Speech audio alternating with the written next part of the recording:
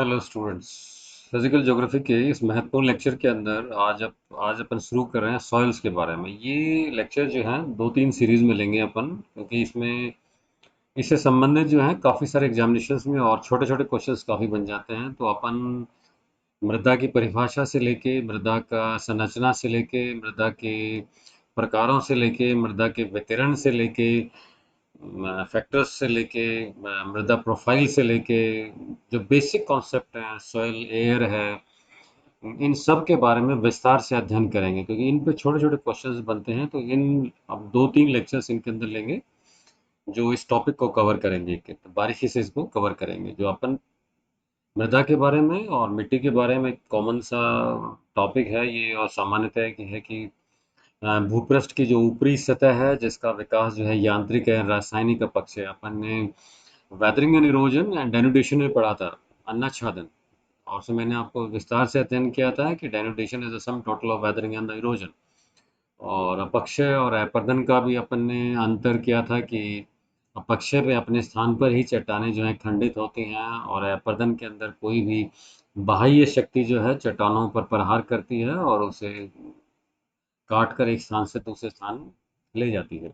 ये अपन ने डिस्कस किया था। और यही जो क्रिया है अन्नाच्छादन के डेनुडेशन का जो process, that is sum total of weathering erosion.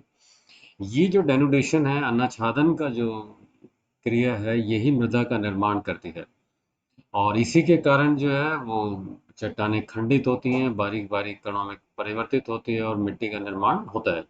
मिट्टी का निर्माण बड़ा जटिल प्रक्रिया है और काफ़ी लंबा समय में मिट्टी के कणों का निर्माण होता है। अब डिस्कस करेंगे अपन। इसीलिए मृदा के निर्माण में जितना अधिक समय लगता है, उससे कम समय मृदा अपरदन में लगता है। और इसीलिए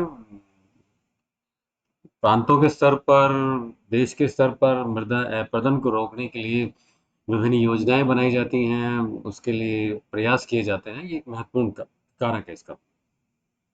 वस्तुतः मिट्टी के निर्माण की प्रक्रिया विशिष्ट प्राकृतिक परिस्थितियों में संपन्न होती है तथा प्राकृतिक वातावरण का प्रत्येक तत्व इसके निर्माण में महत्वपूर्ण भूमिका निभाता है। एक एक तत्व को अपन एक्सप्लेन करेंगे डिटेल के अंदर।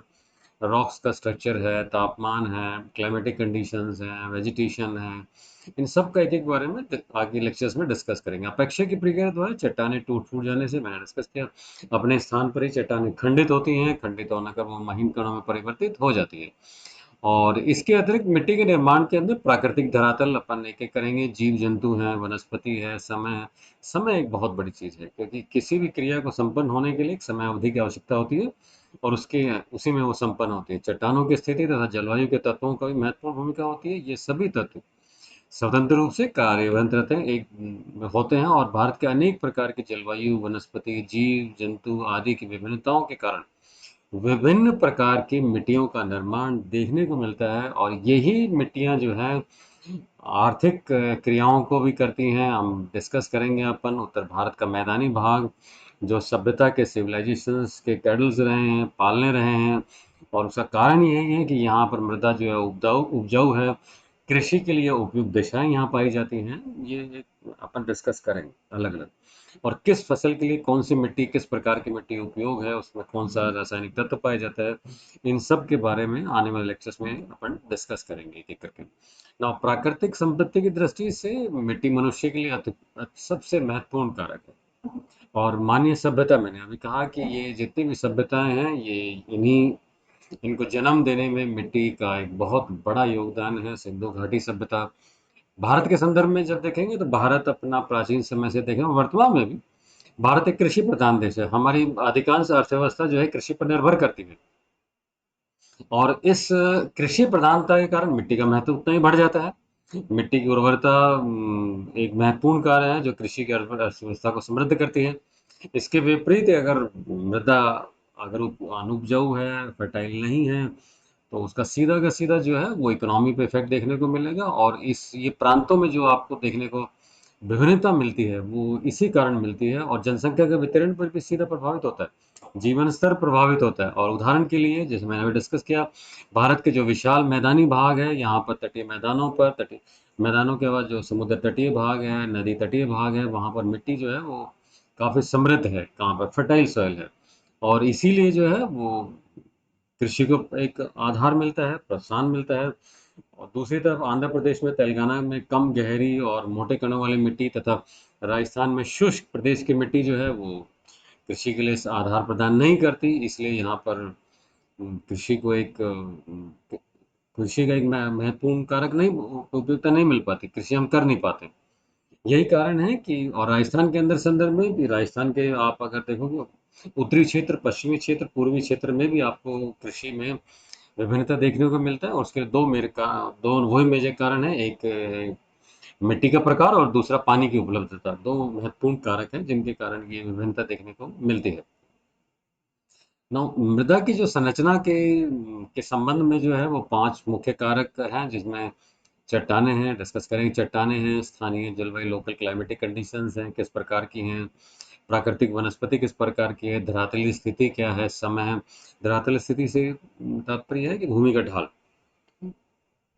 कितना है। तो अगर भूमि का ढाल तीव्र होगा तो अपरदित पदार्थ आसानी से जो है वो स्थानांतरित हो जाएगा। इनमें से जो चट्टानें और जलवायु, ये दो बहुत महत्वपूर्ण कारक है। और इन्हीं दोनों के कारण जो है अपक्षय के विभिन्न प्रकार भी अपन ने पढ़े हैं, वो देखने को मिलेंगे। अपरदन के कारक जो हैं अलग अलग, वो भी अलग अलग देखने को मिलेंगे। उनको प्रत्यक्षतः जो है जलवायु नियंत्रित करती है। चट्टानें मिट्टी के निर्माण में सहायक मूल पदार्थों की प्राप्ति धरातल पर फैली चट्टानों के अपक्षण से होती है। यदि चट्टानें निर्मित चट्टानें स्थानीय रूप से मिलती है, इसका रंग अगर रंग गहरा होता है, इसी प्रकार मिट्टी के मुख्य रूप से अपनी मूल चट्टानों की विशेषताएं रखती हैं। लाल लेटराइट मिट्टी, काली मिट्टी, वनों की भूरी मिट्टी इसी प्रकार की मिट्टियों के प्रमुख उदाहरण हैं। दूसरी तरफ यदि मिट्टियों का निर्माण नदियों के निक्षेपण से होता है, तो इस स्थिति में मूल चट्टानों से मिट्टी का संबंध नाम मात्र का रह जाता है। विशाल मैदानों में जो मिट्टियां पाई जाती हैं वह हिमालय की चट्टानों के अपक्षण से प्राप्त सामग्री से प्राप्त होती हैं, और नदियों द्वारा इन सामग्री को वहां से बहाकर मैदानों में एकत्रित किया जाता है। इसलिए मिट्टियां महीन कण वाली, गहरी और उपजाऊ हो जाती हैं। इनके साथ ह्यूमस काफी बढ़ता चला जाता है, और ये काफ़ी फर्टाइल सॉइल हैं। उत्तर भारत का मैदानी भाग, फिजिकल डिविजन्स ऑफ इंडिया के अंदर अपन ने विस्तार से इसके बारे में अध्ययन किया है ना। धरातली दशा को संबंध में मैंने अभी डिस्कस किया था कि मिट्टी के निर्माण में धरातली दशा अत्यंत महत्वपूर्ण कारक है। धरातल का ढाल, दैट इज स्लोप ग्रेडियंट, ये एक बहुत महत्वपूर्ण कारक है। और इसके ढाल की जो विभिन्नता है, स्लोप ग्रेडियंट कम है या ज़्यादा है, ये जल के प्रभाव को नियंत्रित करता है, प्रभावित करता है। और अगर ढाल तीव्र होगा तो न जल तेजी से बहेगा, तेजी से बहेगा तो अपरदन की मात्रा उसी अनुरूप अधिक होगी, कटाव उसी रूप से देखने को मिलेगा। किसी भी क्षेत्र में होने वाले अपरदन की मात्रा मुख्य रूप से उच्चावच और ढाल की प्रकृति पर निर्भर करती है। इन विशेषताओं के कारण भारतीय मिट्टियों के कई रूप प्राप्त होते हैं। समधरातल वाले क्षेत्रों में मिट्टी की परत गहरी, विशाल मैदानी में तटीय भागों में मिट्टी की परत मोटी होती है, तथा पठारीय व पर्वतीय मिट्टियों की परत कम गहरी होती है, क्योंकि उन स्थानों पर धरातल का निक्षेपण नहीं हो पाता। और जलवायु एक महत्वपूर्ण कारक है। अपने इसके अलावा शुष्क जलवायु है, नम जलवायु है, किस प्रकार की जलवायु मिलती है। जलवायु में वर्षा और तापमान दो महत्वपूर्ण कारक हैं जो मिट्टियों का निर्माण में महत्वपूर्ण भूमिका निभाते हैं। और मिट्टियों के निर्माण की स्थिति को वर्षा की मात्रा, ऋतुवत वितरण कितना है वर्ष पर्यंत, जलवायु ठंडी है, नम है, गर्म है, अधिक खनिजों, रासायनिक क्रिया वहाँ के खनिज प्रकार किस प्रकार के हैं, जबकि अधिक वर्षा वाले क्षेत्रों में मिट्टी में धुले हुए पदार्थ बहकर निकल जाते हैं। यही कारण है कि उनमें खनिज और रासायनिक पदार्थों की कमी पाई जाती है। विभिन्न प्रकार की वनस्पतियों, सूक्ष्म जीवों के प्रकार की जलवायु भी निर्धारित करती है, जिसका प्रभाव मिट्टी की विशेषता पर देखने को मिलता है। क्लाइमेटिक कंडीशंस इफेक्ट दी वेजिटेशन टर्नओवर, जो जीव हैं, सूक्ष्म जीव हैं, पानी की मात्रा है, ये सब चीज़ों को प्रभावित जो करती है। प्राकृतिक वनस्पति एक महत्वपूर्ण कारक है जो उपजाऊ को बना ह्यूमस की कंटेंट को बढ़ाने में एक महत्वपूर्ण सहायता करती है।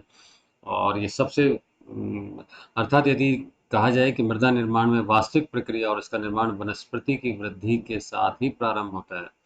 वृक्षों की जड़ें, वृक्षों के सड़े हुए पत्ते मिट्टी की उर्वरता को बढ़ाने में सहायता करते हैं, खाद बनाते हैं, और साथ ही अत्यंत आवश्यक जीव अवशेष जो हैं वो प्रदान करते हैं और मिट्टी को समृद्ध करते हैं। भारतवर्ष के जो सघन वन वाले क्षेत्रों में अत्यंत उन्नत किस्म की मिट्टी पाई जाती है। समय किसी भी क्रिया को संपन्न होने के लिए एक समय अवधि चाहिए, और उन अवस्थाओं को अपन ने पढ़ा है, साइकिल ऑफ इरोजन में पढ़ा है, शैशवावस्था, किशोरावस्था और प्रौढ़ावस्था, वृद्धावस्था। तो मिट्टी के में भी यही अवस्थाएं अपने को देखने को मिले, कितनी पुरानी है मिट्टी। ना मिट्टी का रंग जो निर्भर करता है वो कई चीज़ों पर निर्भर करता है। मध्य अक्षांशों में जैसे उदाहरण के रूप में काली से भूरे रंग की, आर्द्र क्षेत्रों में हरे हरे भूरे रंग की, शुष्क क्षेत्रों स्टेपी क्षेत्रों में, रेगिस्तानी क्षेत्रों में स्लेटी रंग की मिट्टी पाई जाती है। मिट्टी का लाल रंग जो है वो रेड ऑक्साइड, मैंने कहा कि अगर लोहे का अंश अगर मिट्टी के अंदर है तो मिट्टी का रंग जो है लाल देखने को मिलेगा। पीला रंग भी लोहे की उस उपस्थिति के कारण बनता है, परंतु इसमें रेड ऑक्साइड के स्थान पर हाइड्रेट आयरन ऑक्साइड होता है। आर्द्र जलवायु क्षेत्रों में नीलापन, स्लेटीपन व अधिकांश क्षेत्रों में अर्थ लोहे की कम मात्रा देख मिलती है। शुष्क जलवायु में मिट्टी का जो स्लेटीपन है, खाद मिट्टी ह्यूमस की न्यूनता के कारण होता है। सफ़ेद रंग की मिट्टी में लवणता अधिक देखने को मिलती है। और मिट्टी की संरचना का जहाँ तक संबंध है, मिट्टी की संरचना जो है अर्थ मिट्टी की एकाकी कणों के पिंड रूप में संवहन से है। मिट्टी की संरचना मिट्टी में जल अवशोषण की क्षमता को प्रभावित करती है। साथ ही मिट्टी की जो अपन बुआई करते हैं, जुताई करते हैं, अपरतन मिट्टी की संरचना को प्रभावित करती है। मिट्टी की संरचना को आकार की दृष्टि से ये ऑब्जेक्टिव क्वेश्चन बनेगा। प्लेटी, प्रिज्मेटिक, ब्लॉकी और ग्रेन्युलर में विभाजित किया जाता है।